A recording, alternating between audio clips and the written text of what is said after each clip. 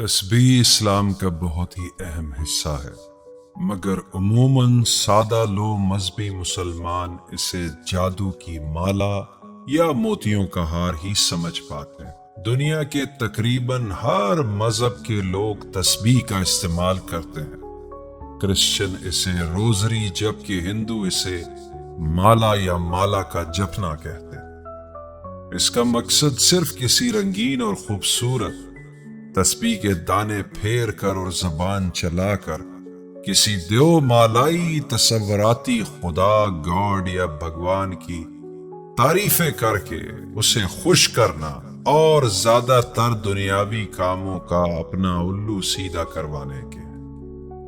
اکثر سادہ لوگ خدا کو زبانی کلامی خوش کرنے والے منتروں کے حصول کے لیے نوسرے باز، مولوی، پنڈت اور پیروں کے ہتھے بھی چڑھ کر اپنا شدید نقصان کر بیٹھتے ہیں۔ برے صغیر پاک و ہند کے اکثر مذہبی مسلمان ریٹھوں، کھجور کی گٹھلیوں اور انگلیوں پر گن گن کر بھی ان پر عربی زبان میں اللہ کی تعریفیں کرتے اور اسے تسبیح سمجھتے ہیں۔ آئیے دیکھتے ہیں کہ قرآن کے مفہوم اور لغت کے حساب سے تسبیح کسے کہتے ہیں۔ تسبیح کے معنی تیرنے کے ہیں، اپنے آپ کو علم کے پانی میں ڈبو دینے اور اس میں مشغول رہنے کے ہیں۔ علم پانے کی جد و جہد کو بھی تسبیح بولتے ہیں۔ تسبیح کا لفظ سبح سے آیا ہے۔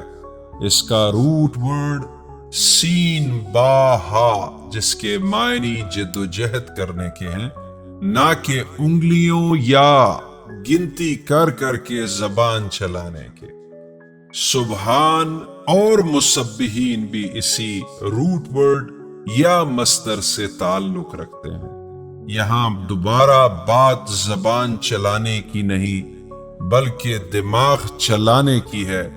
دوسرے الفاظ میں غور و فکر کے ذریعے خود کی سوچ میں مسلسل ڈوبے رہنا اور اتنا ڈوبنا کہ جب تک کسی مضبوط اور حتمی فیصلے تک نہ پہنچ جایا جائے۔ اللہ کی اصل تعریف اور تعارف اپنے ذہن کو مسلسل مصروف رکھنا اور اس میں اللہ کی یاد کو ہمیشہ تر و تازہ رکھنا اور خود کو برائیوں سے بچانے کے ہے، اور یہی عمل جو ہے وہ ہم کو مقبول بناتا ہے۔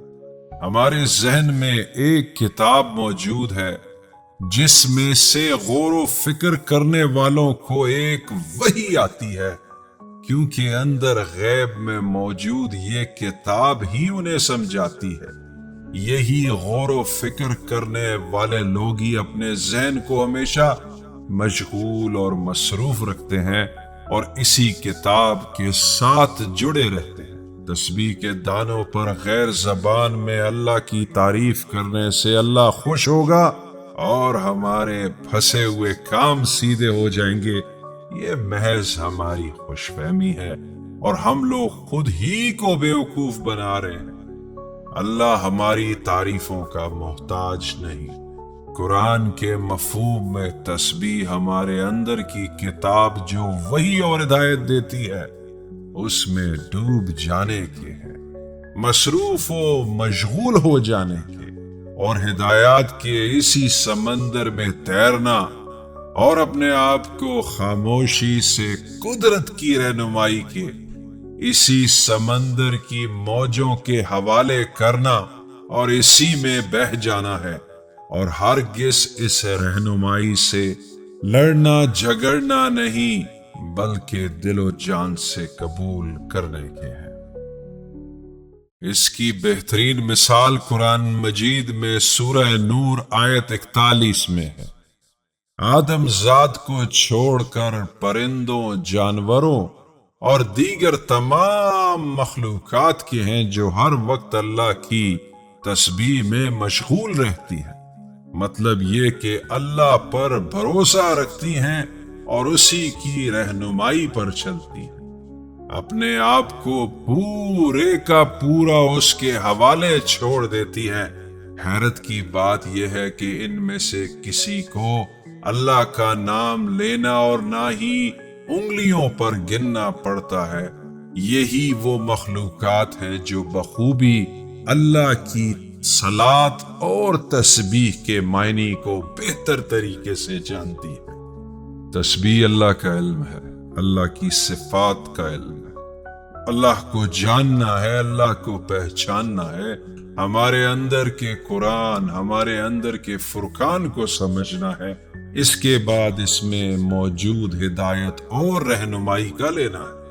تو تسبیح جو ہے وہ 24 گھنٹے زندگی بھر کے لیے، مثال کے طور پر ہمارا سونا اٹھنا جاگنا کھانا پینا ہر شے کے ساتھ اپنے اندر کے قرآن کے مطابق چلنا، یا دوسرے الفاظ میں قرآن کے علم کے مطابق چلنے کو تسبیح کہتے ہیں۔ مگر کیا ہی عجیب ہے یہ آدم ذات، خود کی کتاب کو چھوڑ کے دوسروں کی کاپی اور اپنی زندگی میں اسے پیسٹ کرتا ہے اور مغرور ہو جاتا ہے، کیونکہ اس کا یہ گمان ہے کہ دوسروں کو کاپی کرنا فلاح یا کامیابی ہے، مگر حقیقت تو یہ ہے کہ وہ اپنی خود کی کتاب کو بھول چکا، یا اس کو اپنے آپ پر بالکل بھی بھروسہ نہیں۔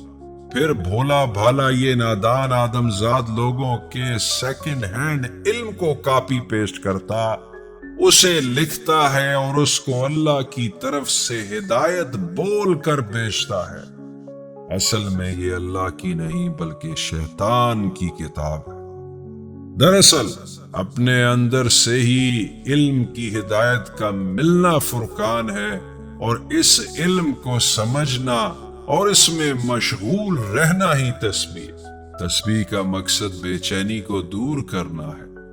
انسان کی بے چینی کو عربی میں لیل کہتے ہیں، جس کا ذکر قرآن کی سورت 76 آیت نمبر 26 میں کیا گیا ہے، یعنی بے چینی کی حالت میں سجدہ اور تسبیح کام آتی ہیں۔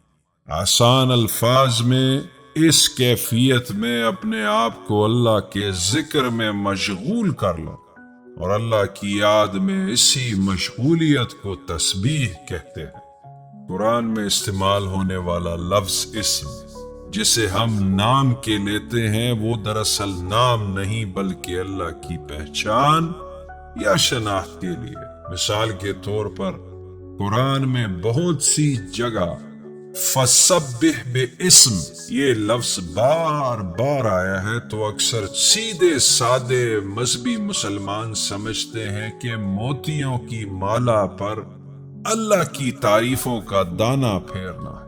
فَسَبِّحْ بِاسْم کے معنی علم کے ذریعے اللہ کی جانب رجوع کرنا، مصروف و مشغول ہو جانا، اسی کو جاننا اور پہچاننا کیا۔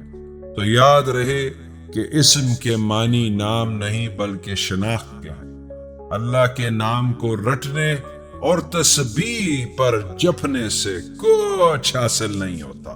سورہ 87 آیت نمبر 1 میں ہے، جس کے معنی علم کے ساتھ اللہ کو جاننے یا پہچاننے کی کوشش ہے، اور یہاں اللہ کی شناخت کے معنی اپنے نفس یا کانشسنس یا ضمیر کو جاننا اور پہچانا ہے، یہی رب العالمین سے جڑا ہوا ہے۔ اب اسی طرح سے فَسَبِّحْ بِحَمْدِ رَبِّكَ وَاسْتَغْفِرْهُ إِنَّهُ كَانَ تَوَّابًا، تو وہ فَسَبِّحْ بھی یہ ہے کہ آپ کو اپنے رب کے علم کی منظوری کے ساتھ رب کو جاننا ہے، اور آپ کو جب اس صفت اور اس کا علم ہوگا تو آپ خود تسبیح کی حفاظت میں آ جاتے ہو۔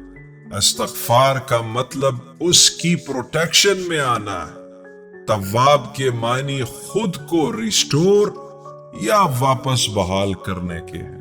یہاں پر ایک دفعہ پھر علم پانے کی جد و جہد کو تسبیح بولتے ہیں۔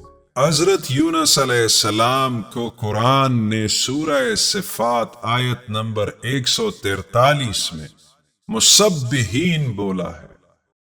مسبحین کے لغتی معنی علم حاصل کرنے کی جد و جہد کے ذریعے دنیاوی کشش جو کہ انسان کے لیے مصیبت ہے سے چھٹکارا پانا ہے۔ یونس کو اس وجہ سے مسبحین بولا گیا ہے کیونکہ انہوں نے دنیاوی کشش کی مصیبت جو کہ اندھیرا ہے سے خود کو حصول علم کی جد و جہد سے روشن یا منور کیا۔ روایتی ترجمہ کرنے والوں نے جسے مچھلی کا پیٹ لکھا ہے وہ مچھلی کا پیٹ نہیں بلکہ دنیاوی کشش ہے۔ جس کو ترجمہ کرنے والوں نے مچھلی کے پیٹ میں دانہ پھیرنا یا تسبیح لکھا ہے، ہمیشہ کی طرح ایک دفعہ پھر یہ قرآن کے ترجمے کے ساتھ سراسر زیادتی ہے۔ جسے مچھلی کا پیٹ بولا گیا ہے کیونکہ دنیا ہی گھٹن، بے چینی اور اندھیرا ہے جس میں انسان اپنے آپ پر ظلم کرتا ہے۔ دنیاوی لالچ کا پیٹ بھی مچھلی کا پیٹ ہے۔ یونس کا مصدر بھی انسیت، مانوس اور انسان کے ہے، جس سے ثابت ہوتا ہے کہ یہاں پر بات انسان کی ہو رہی ہے اور جہالت کے اندھیروں سے نکلنے کے لیے علم کی اہمیت پر شدید زور دیا جا رہا ہے۔ تو اس کا خلاصہ کچھ یوں ہے کہ 24 گھنٹے اپنے رب کو یاد رکھیے۔ یہاں کسی مالا کے دانے پھیرنے نہیں بلکہ قرآن اپنے ہی من، اپنی ہی سوچ کو پھیرنے کی تاکید کرتا ہے کیونکہ زندگی کا گہرا راز اپنے ہی ذہن میں پوشیدہ ہے، جس کے لیے اپنی سوچ پھیرنے یا بدلنے کی ضرورت ہے، نہ کہ تسبیح کے دانوں کو پھیرنے کی۔ جو پروردگار ہمیں ہر شے بے حساب دیتا ہے تو غور کیجئے کہ حساب کر کر کے اس کے نام کی مالا کیوں جپنا۔ تسبیح اپنے ہی اندر، اپنے بالغیب یا سوچ میں اپنی کتاب سے جڑنا، اس پر غور کرنا اور وہاں سے ملنے والی ہدایات میں مصروف و مشغول ہو جانا کی یہ عمر بھر 24 گھنٹے انسان کی علم کو پانے کی لگاتار جد و جہد ہے، گھٹن اور بے چینی کا علاج ہے، اور تسبیح ہی جہالت کے اندھیروں سے نکال کر علم کی روشنی میں داخل کرتی ہے، اور یہی ایک کامیاب زندگی کا راز ہے۔